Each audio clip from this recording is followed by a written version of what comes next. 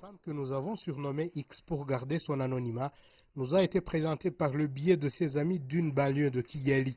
Elle fabrique des produits cosmétiques éclaircissants depuis près de 3 ans. Tous les jours, Madame X doit acheter ses produits sur le marché noir pour ensuite en faire un produit éclaircissant tant voulu chez les femmes. Il lui en faut 10 pour obtenir le résultat escompté. Quand une cliente arrive, elle lui dit à quel point elle aimerait blanchir sa peau. Certaines me disent vouloir avoir une peau comme celle des femmes blanches. Les autres veulent seulement la rafraîchir un peu.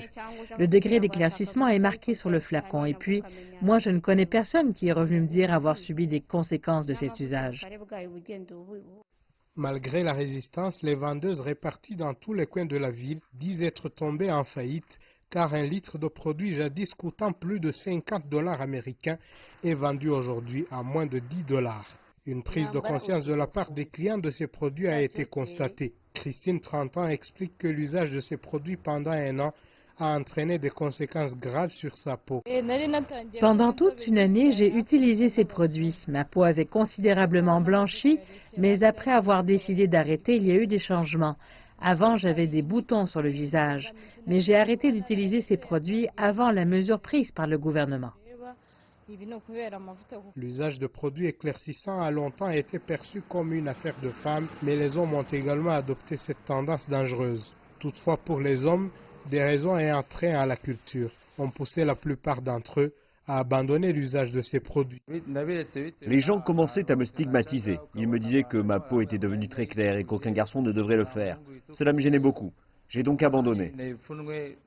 Dans le département de dermatologie, l'ordre du président rwandais a été reçu avec soulagement. Une lutte pour la santé de la peau menée depuis longtemps pourrait arriver à sa fin d'ici peu.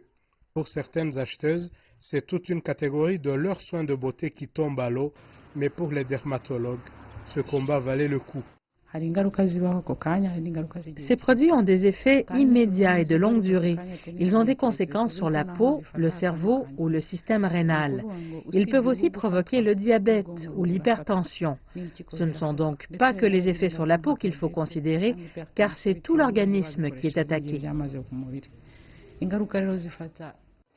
Après l'ordre du président Paul Kagame, les différentes mesures sont entrées en vigueur en novembre 2018. Aujourd'hui, les produits classés comme éclaircissants ne sont plus importés ni acceptés pour la vente au public. Étienne Gatanazi, CGTN français, Kigali, Rwanda.